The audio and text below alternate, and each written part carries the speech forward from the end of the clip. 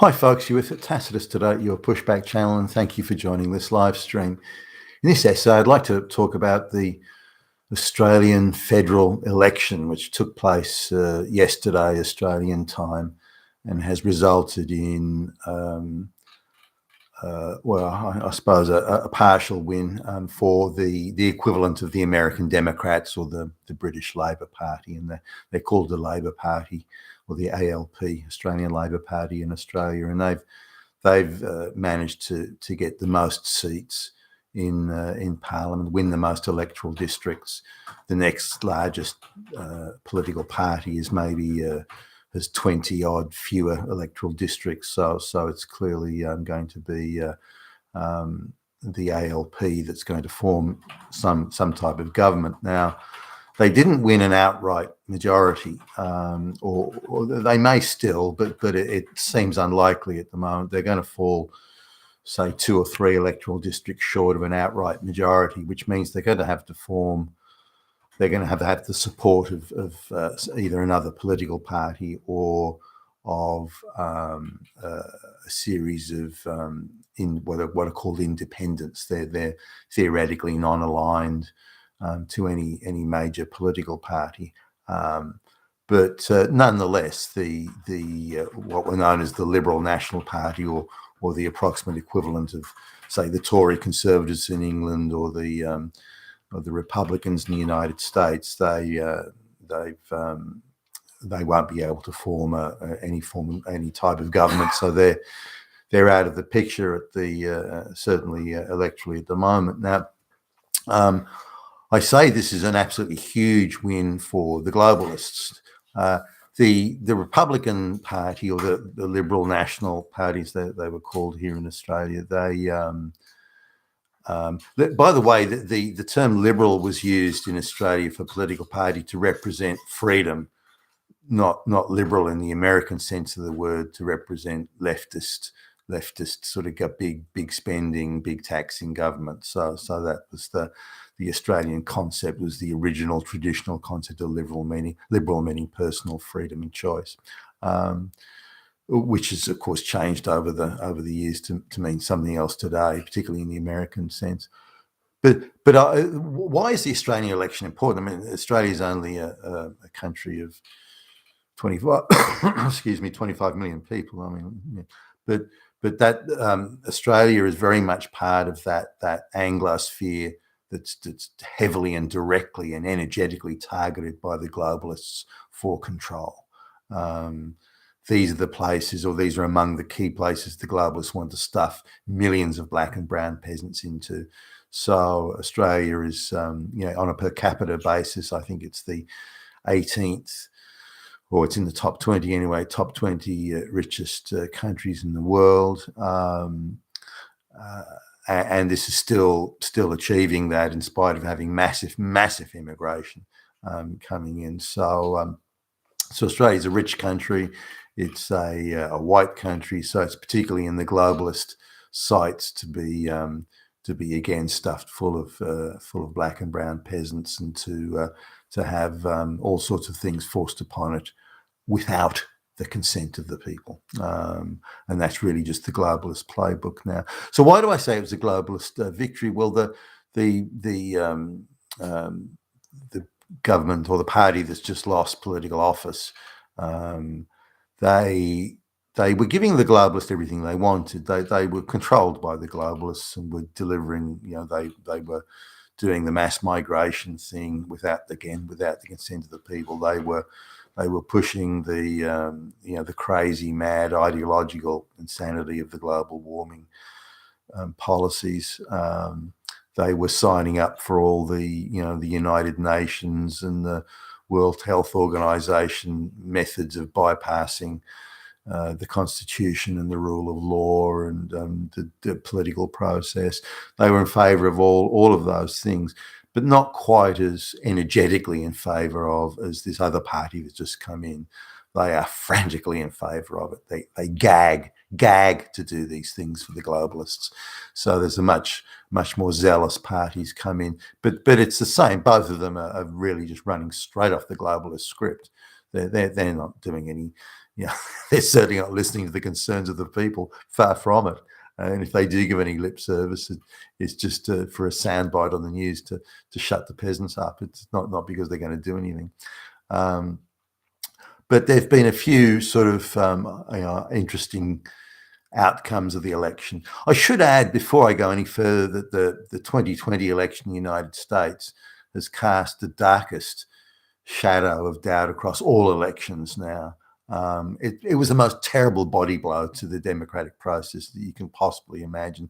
People all believed that elections were 100% clean, 100% delivering an absolutely impartial verdict and delivering purely and cleanly and clearly the will of the people. And 2020 has just changed all that. And now everyone views elections with suspicion and doubt.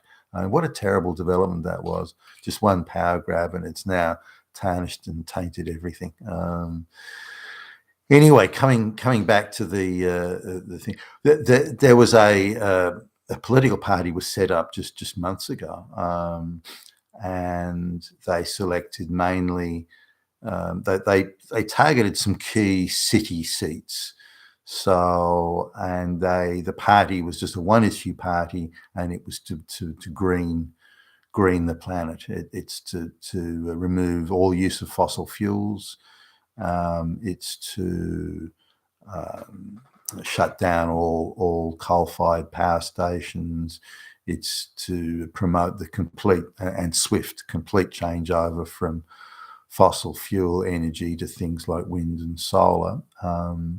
So the candidates were mainly women who'd married into money or an inherited well, married a rich, influential man, that sort of thing, who live in suburbs that really only about less than 1% of the population can afford to live in. So these are the sort of women that were selected to run as candidates. If any of them were some of them, you listen to their interviews, and they were all soft interviewed by the globalist controlled media, but they you wouldn't elect them to anything. It was cringeworthy and embarrassing to listen to them fumble their way through. They've got no idea of anything. But they surprisingly, in the seats they contested, they got close to 40% of the vote. Now, from a political party that didn't exist, and being a single issue party, by the way, they don't have a wide variety of policies about how they're going to address this or that problem, reduce the cost of living, and stop black lesbian propaganda going through the primary schools or something. They got no policies to do anything. They're just a single issue, as I understand it, a single issue party, and I believe they're a pathetic embarrassment. But somehow, they managed to gain, as I say, up to 40% of the vote in some districts. Now, this is quite astonishing. They were well funded. There's a very wealthy sort of patron behind them. But so they're well funded. They got a dream run in the media. They were treated with kid gloves all the way. Not one difficult question was ever asked of them. And they could come out with the most outlandish nonsense and just get oohs and ahs and cooing sounds from the fawning globalist-controlled media. Now, this single issue, of course, was pushing, we need radical action on climate change. The world's going to come to an end, and anyone that thinks otherwise is Hitler. And so they just were a single issue party. Now, single issue parties typically don't do very well. They're lucky to get 1 or 2% of the vote on a good day. So, and somehow these folks went from nothing to 40%. Now that's astonishing. That is astonishing in anyone's language. Unimpressive candidates, single issue, go from nowhere, 40% of the vote. I mean, fuck. That is truly incredible. Now, let's look on the other side of it. There's a party that had a very sensible suite of policies right across the board. They were going to make sure education was about education. They were going to reduce immigration to just skilled people that could speak English that were needed in the economy. They were far from radical, although they were painted as being all Hitlers by the globalist-controlled media. But they had a whole range of sensible policies that pretty much everyone I know, or well, not everyone, but many people I know, were sympathetic towards. I couldn't find anyone, like out of all the people I know, I couldn't find anyone that would be prepared to vote for a single issue party that had only climate change on the agenda. Now, and again, the amount of people who are wealthy enough to be able to afford to take the huge, and I mean huge, energy and power bills, electricity bills that would come from these policies would again be one in 100 households. So that it's hardly something that has wide appeal. It may appeal to, say, college kids just graduating high school, that sort of thing. Yeah, because it's all ideological. It's all, oh, it makes me feel good, and oh, the world's going to come to an end. But really, there's no voter base for this. It's just isn't there, and yet they somehow got 40% of the vote. But the other party, the political party that came, I think, 6th or 7th, they in the election, they had this full suite of policies, very, very well written and thought out and well considered, sensible, reasonable, nothing wrong with it at all. They only got 5% of the vote.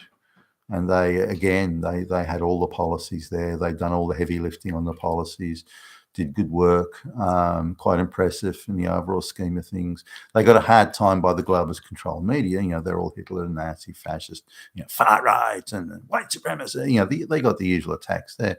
But they got out. They did the hard work. They went around the the town hall meetings, and they did all the heavy lifting.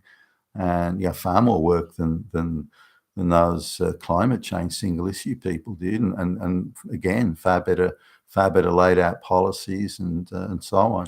And they only got only 1 in 20 people voted for them.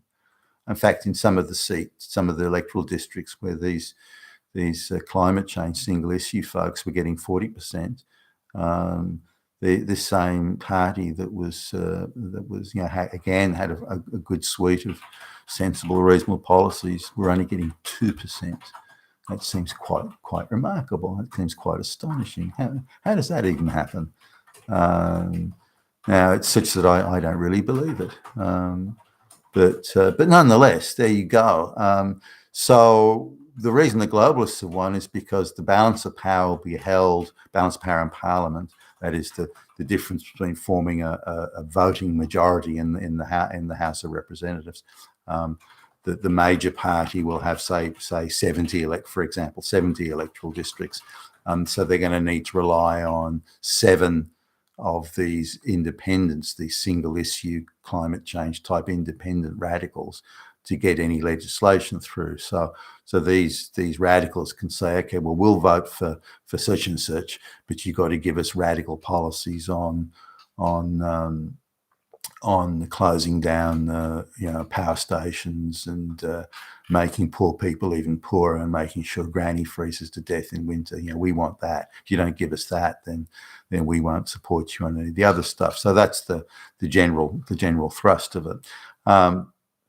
I should explain what's in Australia what's called a hung parliament, H-U-N-G, hung parliament. It's where no party can form a majority in the parliament, and this is something that sort of unlike say Germany and Sweden and places like that where it's Austria, whatever, where it's quite normal for 4, 5, 6 or even 7 parties to form a coalition to get a majority in the parliament.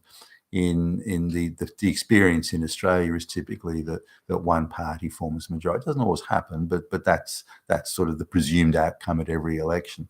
But in the cases where the party doesn't make a majority, then it's called a hung parliament. So that's it may not be, but that seems to be the greater probability or likelihood at the moment. In the federal parliament. So we've got the biggest party in the parliament now is quite zealously pursuing this climate change madness.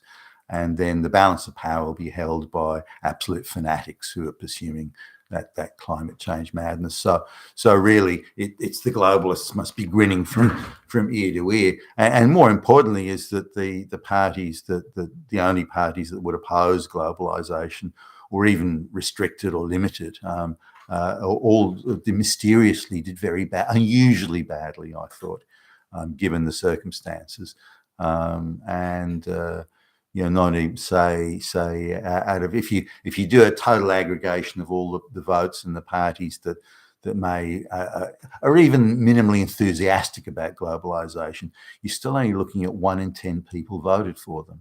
That seems quite remarkable. Yet again, you had 4 in 10 people voting for Armageddon climate change policies. I don't buy that. I just don't believe that's.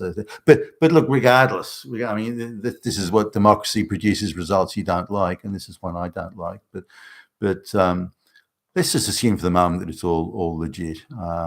Seems very odd to me, but it's all legit. Let's suppose that. So the globalists would be extremely happy with that outcome. So coming back now to the sort of people who may have voted for, these climate change radicals. Now, the climate change, not only were they single issue, but they had no actual policy prescriptions for anything that I could understand or made any sense. They rattled off some rabble-rousing talking points, but which again were remarkably similar to the Davos nonsense. But they were, well, we have to do something or the world's going to end. Oh, boo-hoo-hoo. That was really the extent of their pitch. Now, I don't know how many people get sucked in by those sorts of things. Maybe a lot. I mean, school kids perhaps. But I don't know how many adults would get pulled in by that. If you look at the cost of these climate change policies on electricity just over the last sort of several years, it's quite astonishing. Power bills have gone up at sort of 4 to 5 times the rate of wages, for example. Now, if you're well-to-do and you're doing all right, and you've got sort of discretion, then okay, fine, and maybe it doesn't sort of really affect you so much. But poor people don't have the cash to be able to put, say, big solar panels on their, for example, big solar panels on their roof. So it hurts them to have those power bills increasing at the rate they did during COVID. Maybe they got laid off or their hours got cut back. So it's further pain and suffering there. And again, like mass migration, the climate change sort of remediation policy being forced on the people without their consent.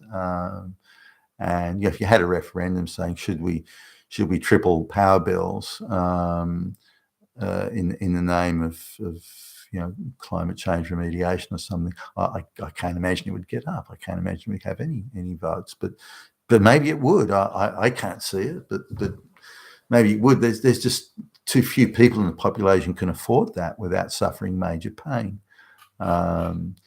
So now I happen to run with a crowd that is wealthy enough and is pro-globalist enough to be able to afford that and to think it's all a wonderful idea. Now, these are people who typically have inherited money, or they through their social connections, they've been gifted extremely well-paying jobs, and they've been given frontline seats in stock market IPOs, which have given them windfall profits and these sort of things. So they're in that sort of social circle where they don't have to work to make their money. They sit, they get front row seats at all the easy gigs going around, and they've never attended an interview in their lives. They've never had to worry about paying the electricity bill and so on. So these are they're not filthy rich. They're not like Bill Gates rich or something, but they're or Elon Musk rich, but they're certainly well-to-do to the point where they never need to work again, and they never have to worry about money unless they do something really dumb. They'll live a very high standard of living until the day they die, and leave plenty behind for their kids. So now you can be sitting at a lunch, or dinner or whatever with these people, and like she's pretty worn out because she's had to go to yoga for the day, and she's had to go to maybe 2 or 3 different shops to be able to buy the $100 a pot of organic honey and this sort of thing, and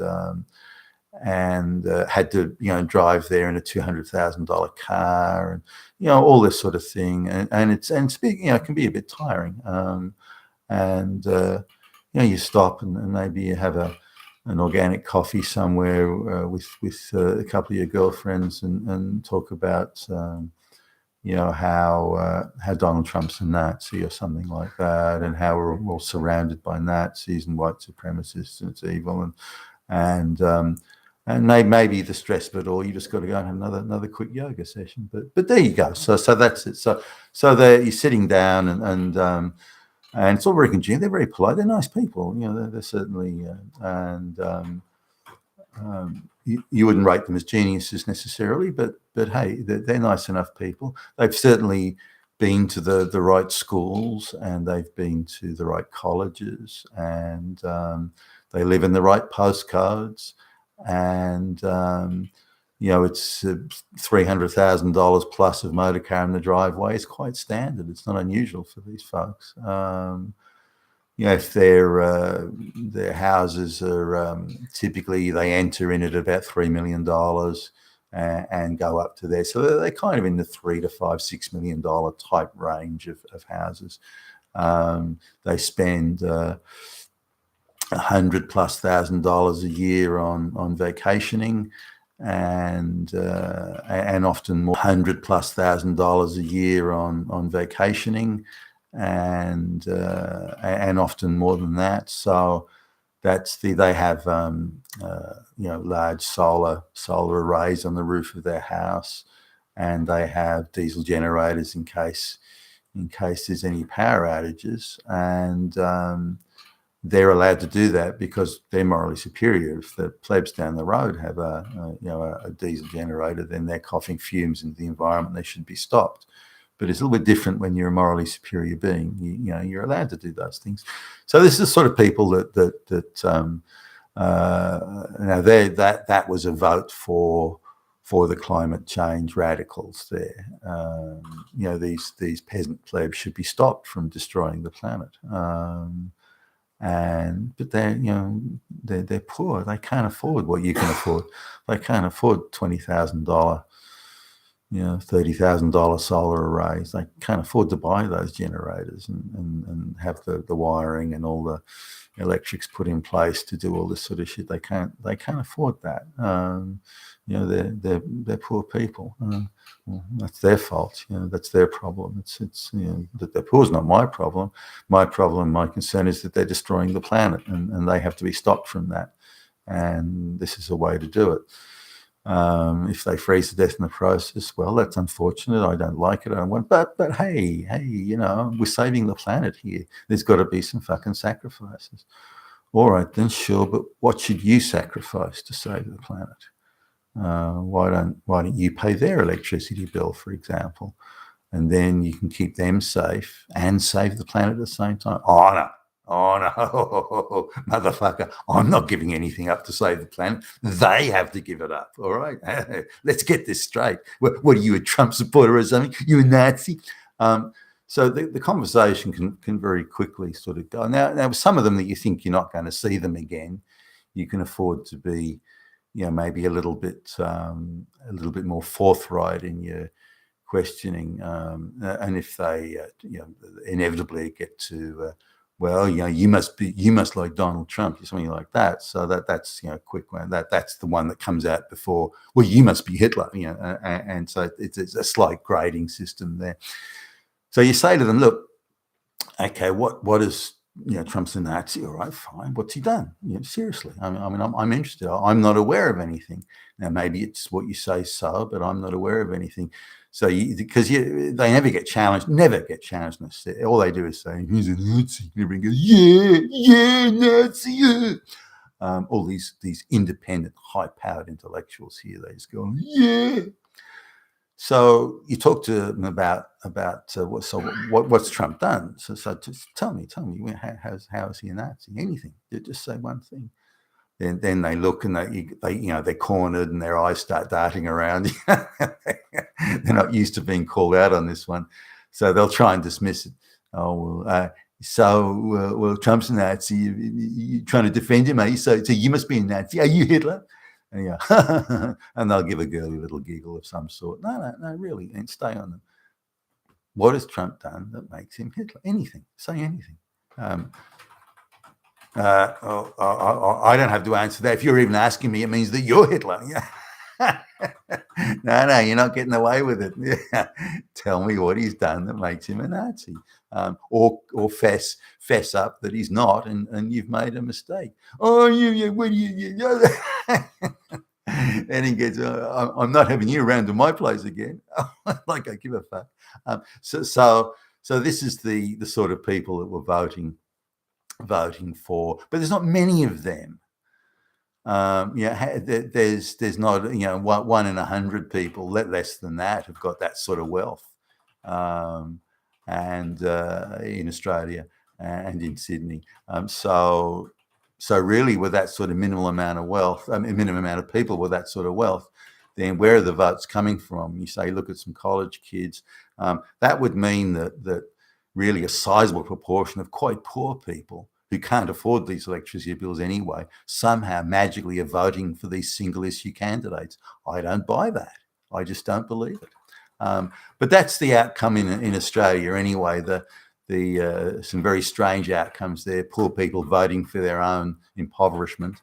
And we're just going to have more of the globalists saying mass migration, insane climate change, and if you look at the sort of questions and the issues that were being put out by the talking heads on last night on election night, what were the big issues? Well, the big issues are climate change, and the big issues are safety of women in this first world rich country where women have never been more pampered in human history. They're so unsafe. Why are they unsafe? Because there was this teenage girl that got drunk at some place and thinks that she might have been raped without her consent. So that means all women are unsafe in this country. The entire country is surrounded by Hitlers, all trying to make women unsafe.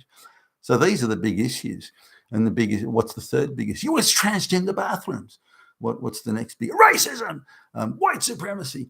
None of the issues that matter to the Australian electorate were mentioned, and really none of them were covered in the election campaign. The media made sure that the real issues were not talked about, and the major parties are all globalist controlled, just talk the globalist script.